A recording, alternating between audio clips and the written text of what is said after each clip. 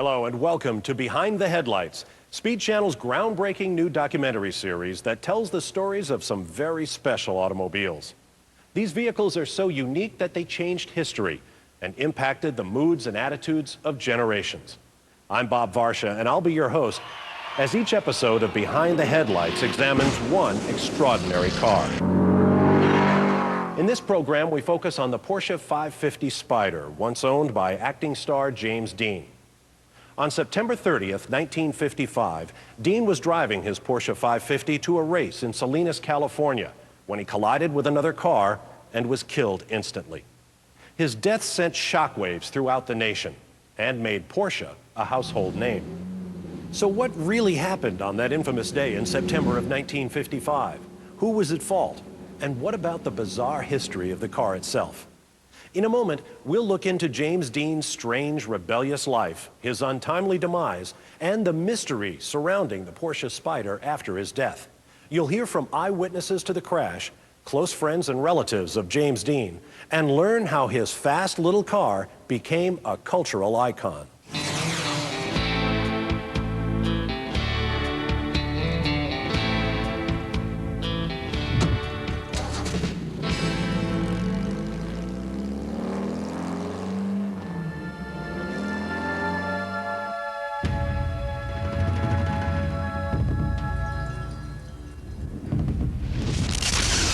The atom bomb changed everything.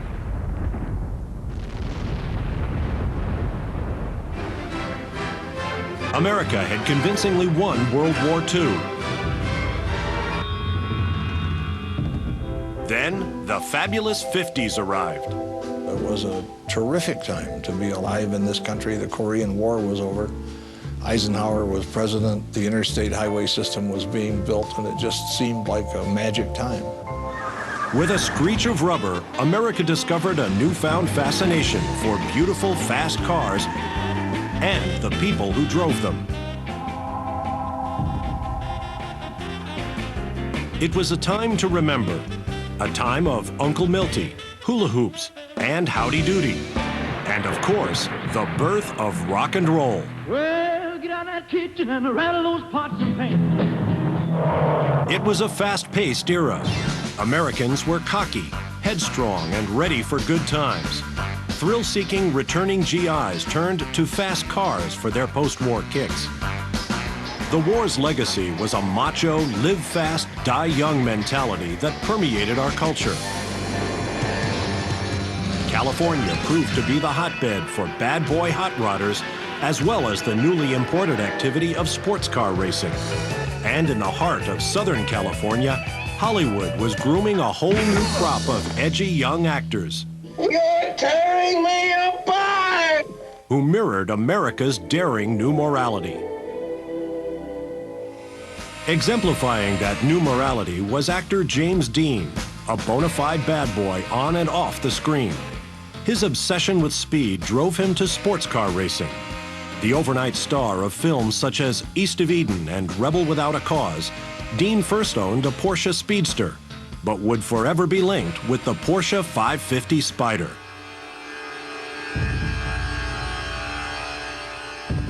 You're about the best look. Prohibited by his director from racing during filming, Dean began work on Giant, his third film, in which he co-starred with Elizabeth Taylor and Rock Hudson. After the movie was completed, Dean couldn't wait to get back to racing. With his coveted Porsche 550 Spyder, he had a technically superior, purpose-built two-seater that could help him reach a private goal to someday drive in a major European road race. 23-year-old James Dean arrived on the Hollywood scene just as everything exploded. This very hip young star's rise to fame, coupled with his love for fast cars, his untimely fatal crash, and the macabre details surrounding his Porsche 550 Spyder after his death, make for one of the all-time great car stories.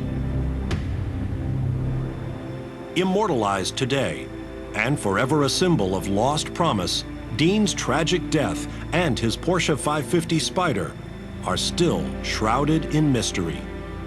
I know for a fact that almost anybody who got near that car whether it was the parts of the car or the hulk of the car. Bad things happened to them. The car disappeared. And to this day, no one knows what happened to James Dean's car.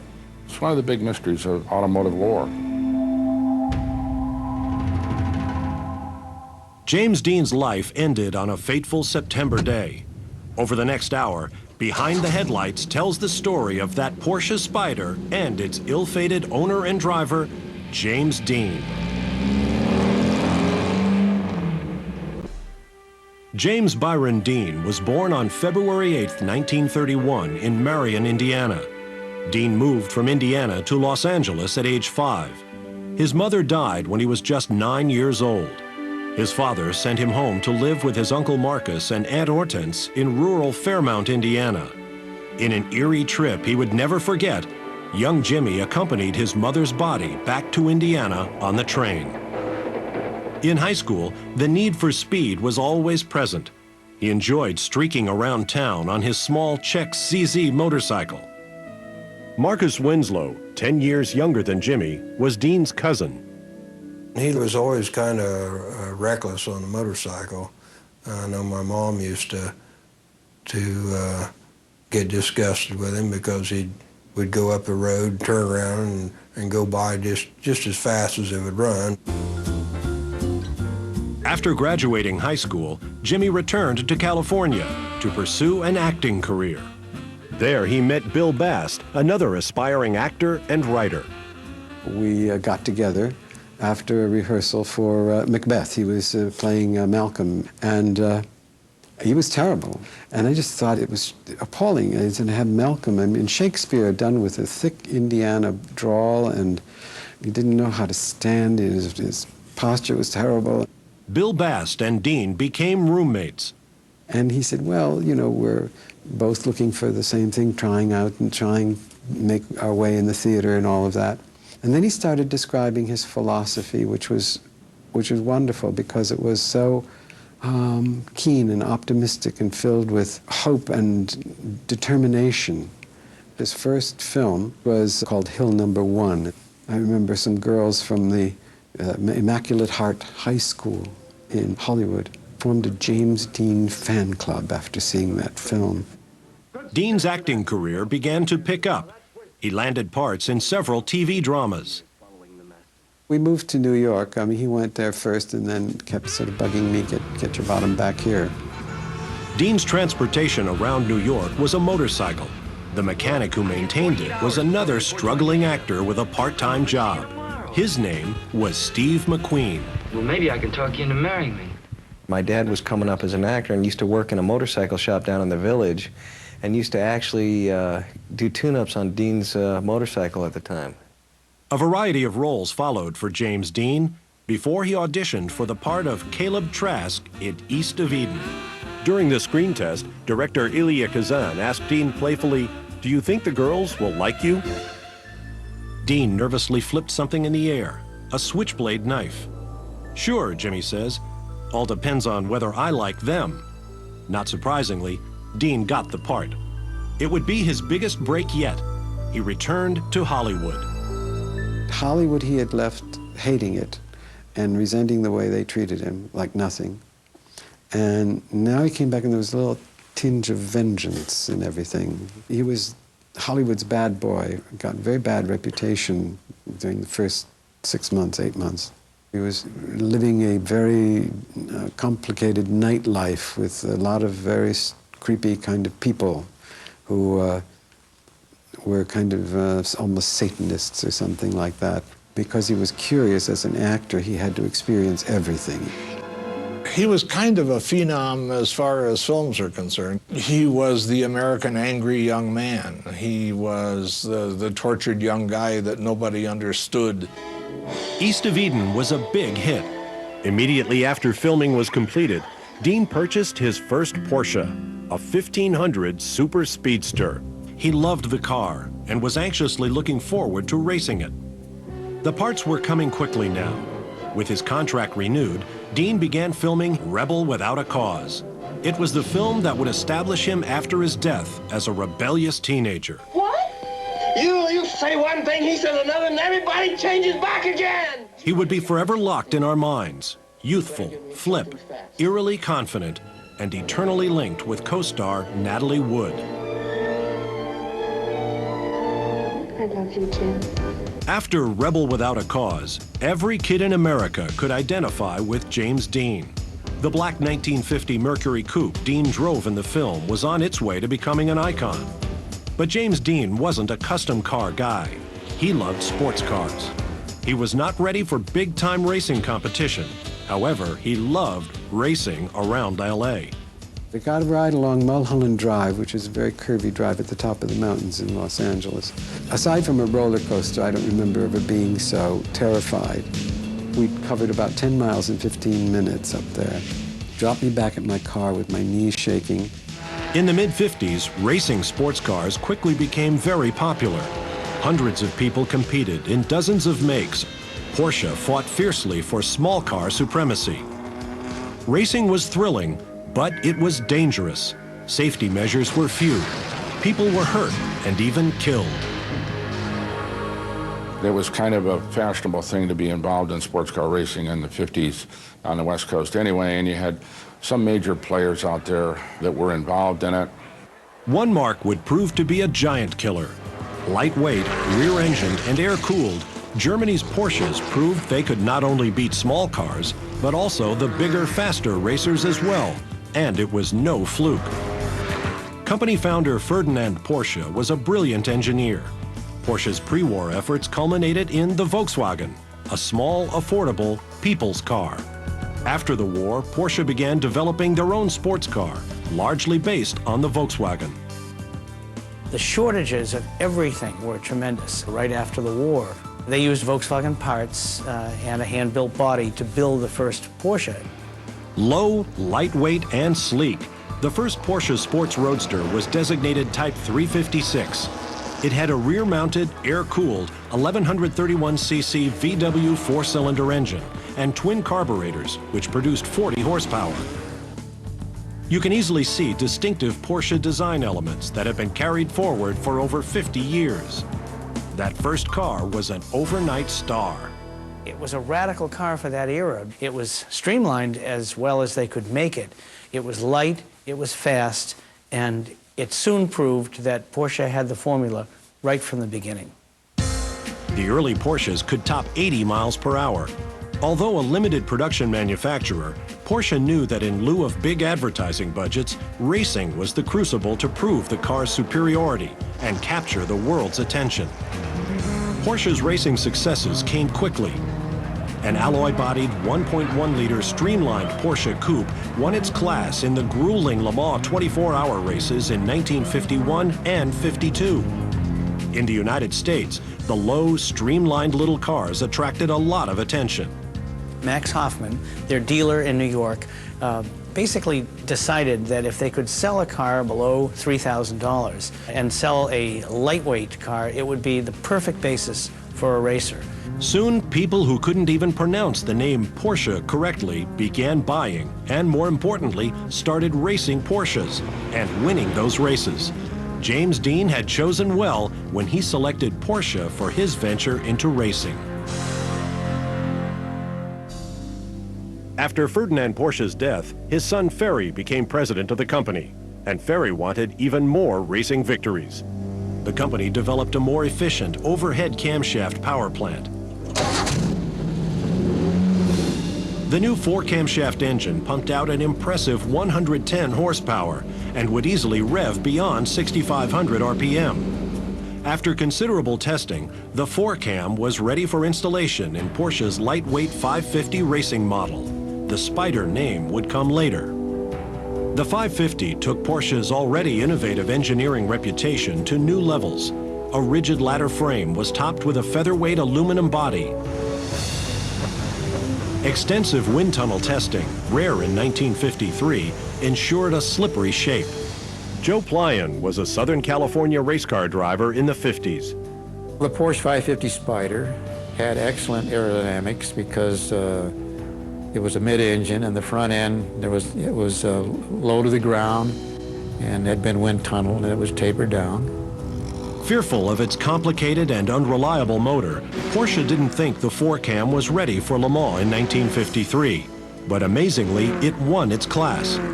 The radical 4-cam engine was now deemed race reliable. Wendell Fletcher of Fletcher Aviation sponsored the factory's entries in the 1954 Mexican road race against Ferraris and other big-name manufacturers in a contest 4 times longer than the Indy 500. The most important victory for the Porsche 550 Spyder was in 1954 at the Carrera Panamericana road race in Mexico. Porsche finished 3rd overall behind 2 much larger displacement Ferraris. This pretty much put Porsche on the map. People all over the world started to take note of these little, lightweight, very fast sports cars. People started wanting to buy Porsches. I was running my MG Special, and Porsche 550 Spyder went by me like I was tied to a post, and Richie Ginther was driving it. And I said, man, that's going to be my next car. Porsche immediately wanted to make 550s available to its best racing customers. The Spyder name was an exotic way to describe the 550's light 2-seat roadster body. James Deans Porsche Speedster was fast, but he had seen Spyders win important under 1500cc races. Dean knew the 550 was the car to have. Johnny von Neumann had what I believe was the first 550 in the United States, at least on the West Coast, and was involved in a terrible accident. And he was just lucky to be alive afterwards and totaled the car and burned to the ground. And that was my first real exposure to a 550. The Porsche factory saw Southern California as a true test ground in America for the new Spyder. The smaller racing program was being developed in California. It was in its infancy. And this was an ideal climate for Porsche to send over those Spyders, to find the best drivers, to put them in the cockpit, and to send them chasing after the Jaguars and the Ferraris. Porsche was able to compete in the under 2-liter class immediately. So they found a whole new group of young drivers, and they said, go to it. Win with these cars, and you will have your own reputation. It was a tremendous incentive. Hello. And they knew if they could win on the racetrack, they could sell cars in the American market. James Dean started competing right in the middle of what's been called the golden age of American road racing. Like many competitors, he appreciated and wanted a Porsche 550 Spyder.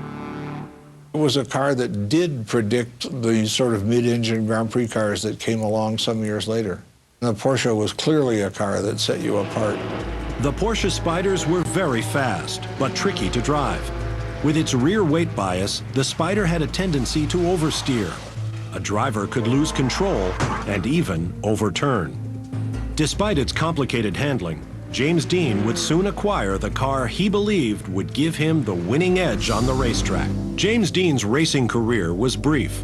Wearing a distinctive black jumpsuit and driving his Porsche Speedster, he won his first qualifying event, a Cal Club novice race at Palm Springs, California. Cy Yetter drove in the same race as Dean. Anytime you got a big-time celebrity doing something that you're involved in, it brings notice to it. There was a lot of publicity on it. I think it was good for the sport. Next, it was Bakersfield. Dean finishes 3rd and wins his class. He was very talented and he was pretty well committed. Of course, he'd come from outside Indianapolis and he'd grown up around the Indianapolis 500 and he was kind of fascinated with cars. The first time I remember meeting Jimmy, I think I was about 19 or 20. I developed a kind of casual relationship with him. He was interested in talking to me about motor racing. I know he had a number of accidents on the street. I know he was a rather enthusiastic driver, and we were all young and we were all enthusiastic. Dean had certainly shown some race driving potential. At Santa Barbara, California, over Memorial Day weekend, Dean started 18th, but battled as high as 4th before hitting the hay bales, then melting a piston trying to regain lost places. After the race, Jimmy's Porsche was towed back to Johnny von Neumann's shop under the care of a Porsche mechanic, 28-year-old Rolf Weatherick. Meanwhile, during the filming of Giant, Dean was prohibited from racing by director George Stevens. In the film, which by all accounts he stole, Jimmy plays young oil tycoon Jet Rink. Toward the end of the film, the hair on his temples is shaved to make him look older. Dean himself had a strange premonition of his own death as depicted in these staged photos. He said he didn't think he'd live beyond the age of 30. Late in September of 1955, while he was finishing Giant, to William Miller, who was the cinematographer for Giant and had become a close associate, if not a friend, Dean said, "Take a good look at me. You may not get a chance again." After intensely filming 3 feature films almost back to back, Dean was promised some time off. Of course, he planned to do more racing. Dean traded the Speedster plus $3,900 for the new Spider, considered the world's fastest car in its class. He was anxious to show what he could do behind the wheel of a car he'd never driven in competition. They didn't really want to sell it to him because he didn't have enough experience. But the mechanic, the German mechanic, Weathercut, went with the car. He says, if you'll take this mechanic so you can have the right people helping you, we'll sell you the car.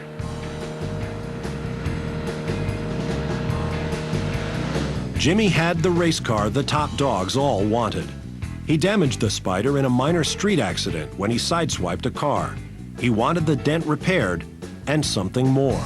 So he took it to George Barris, who was a customizer and had worked with Jimmy Dean on Rebel Without a Cause. And he had George paint a number 130, not in block letters, but in a swishy type of number. A rebel in real life, Dean went a step even further with his race car. He also put his own little message on the back of that car, "Little Bastard." It was unprecedented. You never saw that in Southern California racing. No one was ever that bold to put that kind of message on a car. Like a lot of California enthusiasts, James Dean practiced racing on twisty Mulholland Drive. It was dangerous, but he loved to do it. He practiced very intently between the top of Laurel Canyon and Topanga Canyon. It was a 19-mile stretch. Legend has it that on one weekend, James put 1,000 miles on his Porsche on that 19-mile stretch. Dean had certainly shown some race driving potential.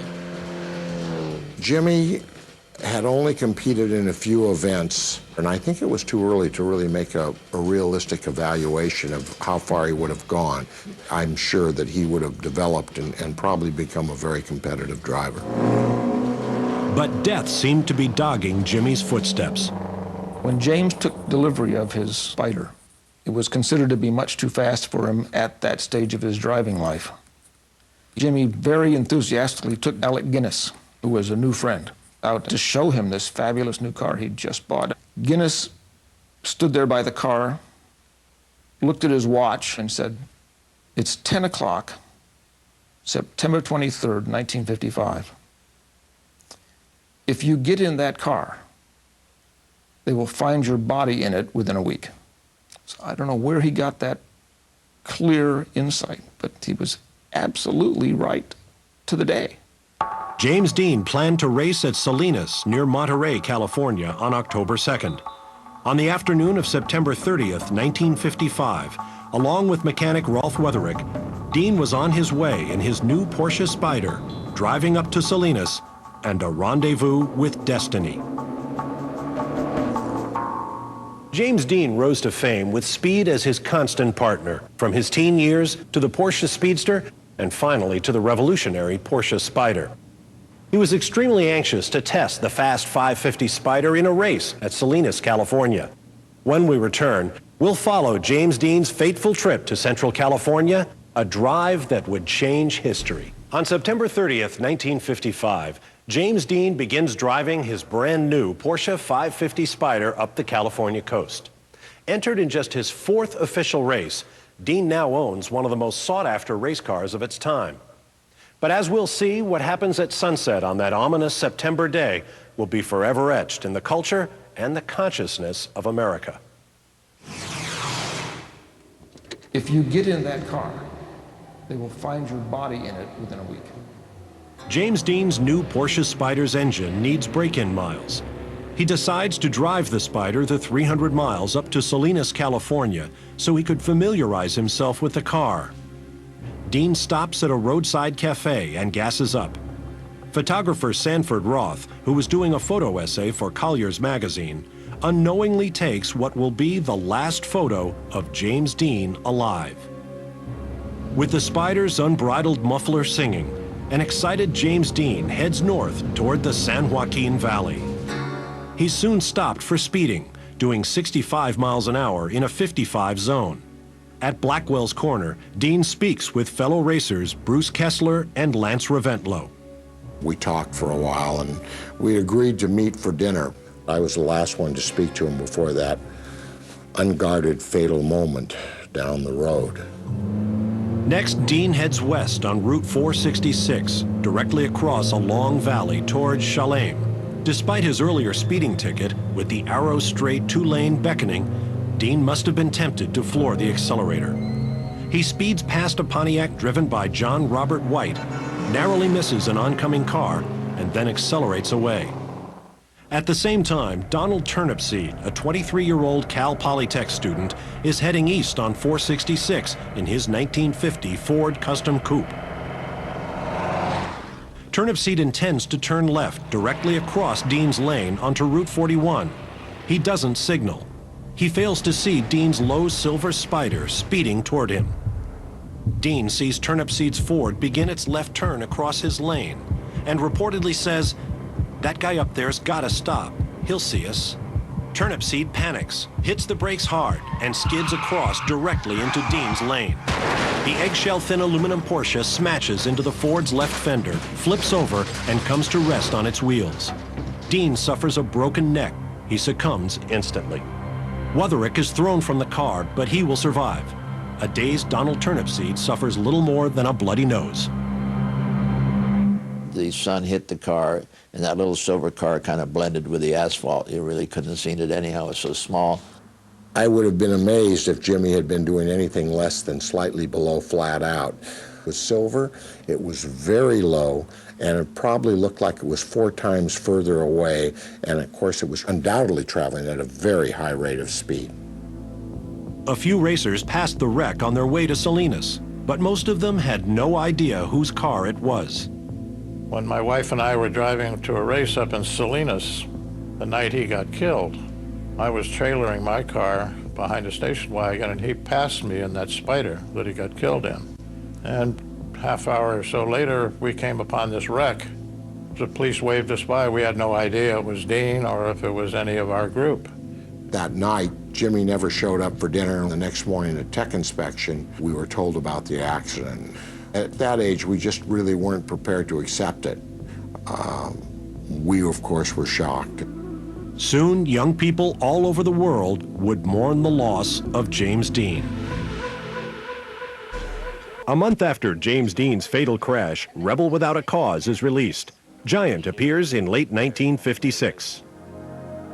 After a cursory investigation, Donald Turnipseed is absolved of any responsibility. Influenced by his citation earlier that day, the California Highway Patrol concludes Dean was speeding, and he failed to yield. Rolf Wutherick, who recovers, later states that he recalls the Spyder's tachometer reading 60 or 65. 60 is 6,000 RPM, which translates to a very high speed. Dean apparently tried to maneuver around the Ford, but there was no space to do so.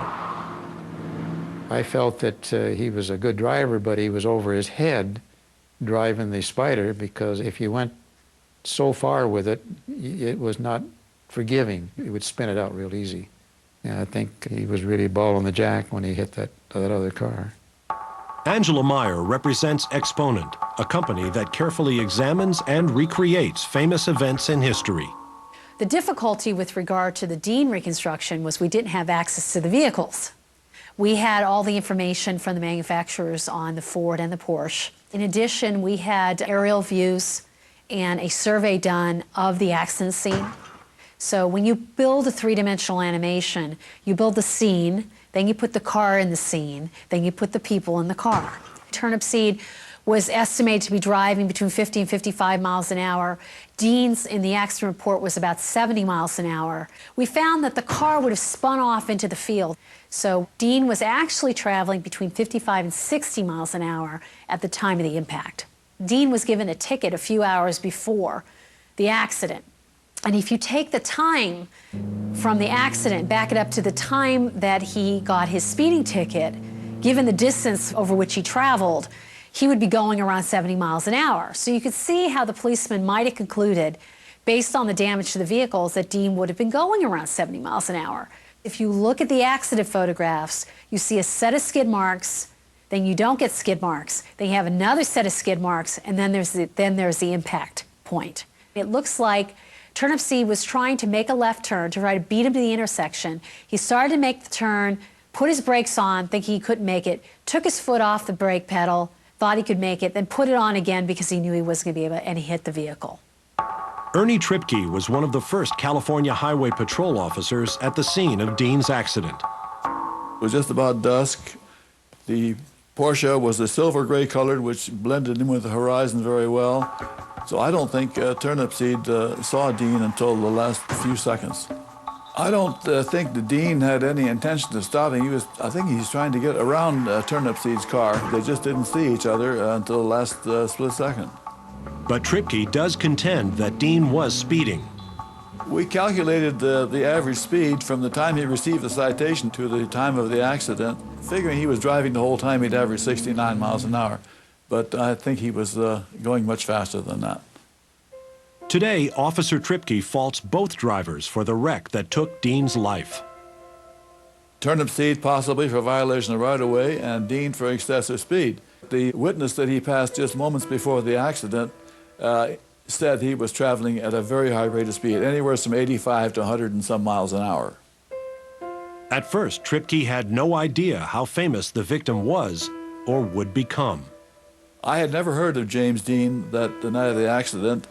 There were a lot of people traveling from the Los Angeles area who recognized Dean's car, and they would either slow down or come over and stop and ask me if that was Dean's car, and I didn't know who they were talking about. And finally somebody says, James Dean. I was thinking, Jimmy Dean, the sausage maker. I still didn't know who he was. So the whole country knew about it almost before I did. Then I finally became aware of how popular and well-known he was. These ongoing conflicting views raise questions on Dean's accident that may never be answered. The only certainty is that James Dean's short life came to a violent end in September of 1955. James Dean's body was returned to Fairmount, Indiana, where he was buried. He received several posthumous awards, and fan mail continued to roll in. Wild rumors circulated that he survived the accident, horribly disfigured, but confined to a sanitarium. Porsche received some negative notoriety from the Dean crash, but it was short-lived. Here was a car that was completely different. Here is an actor who was quite different, quite unique. The melding of the two, a unique car and a unique driver, it seemed very appropriate. Porsche still values its brief association with James Dean. We find it interesting here in North America that our colleagues in Germany at the factory, when they do press materials on the 550 Spider, James Dean is always included. Bernard Caillet of Road and Track magazine met Dean briefly. He was certainly a big star and very, very well liked, very popular in Europe. And when he was killed, it was a big shock, you know, because they would have liked him to come to Europe and do some racing there too, you know. I mean, that was a hope, and Porsche too.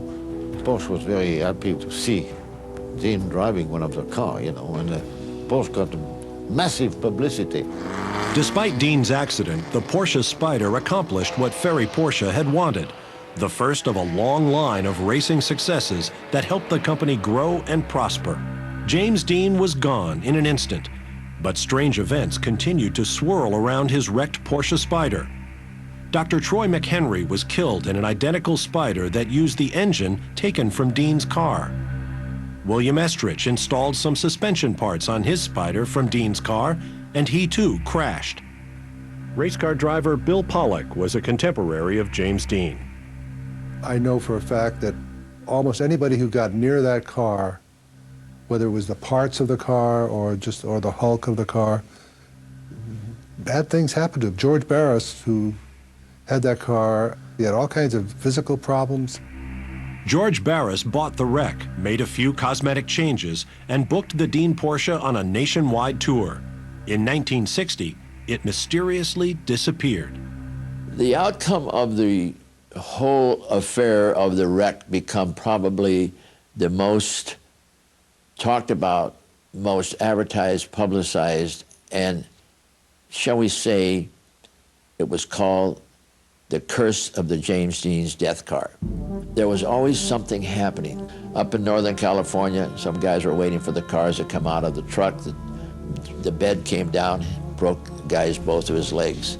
We were in Fresno, California, getting ready to do another show, and the car was stored in a big building. The building burnt down. We had another person that was in the garage when they towed the car in, and he took a piece of the metal for a souvenir, and he called me up one day and he says, please take this metal away from me. I lost my wife, I lost my job, I got cancer, I lost my building, I lost my house, I lost everything is lost. I sent the car in 1960 to a police convention in Miami, Florida. 8 days later, we opened up the back of the truck, and the only thing was left in there was the title of the car that I had, which was an enlargement. I must have had at least over 1,000 inquiries in the past years from 1960 to now telling me where that car is secretly hidden or stored. An ominous cloud also seemed to follow the two survivors of Dean's crash. In 50 years, Donald Turnipseed refused to ever publicly discuss the accident. He died in 1995. Ironically, Rolf Wutherick himself died in a car crash in 1981. A steel and stone memorial to James Dean was built in 1977 by a Japanese fan, Sieta Onishi, in Chalem, California, near the scene of the fatal crash. Visitors still leave garlands on his grave in his hometown of Fairmount, Indiana. The Fairmount Museum and the Chalem Memorial attract many visitors, most of whom were not even born when James Dean died. Today, sports car racing remains popular, as does vintage racing, where restored Porsche 550 Spyders still compete and still win. Porsche cars have won every major sports car race in the world. The company is undoubtedly one of today's top sports car manufacturers.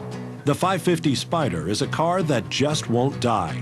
A modern version is still being produced by Chuck Beck Motorsports in California. When you look at the car, it just seems to attract you to it. The lines pull you into the car. There's something mysterious about the car in general. When you're in the presence of the car, you just want to get in it and drive really fast. It's a work of art.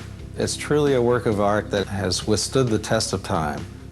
People who own an original 1955 Porsche 550 Spyder today consider themselves very fortunate. The car is worth close to $1 million. It's a car that has an incredible background, and I feel that it's my responsibility to maintain the car. It's a piece of history.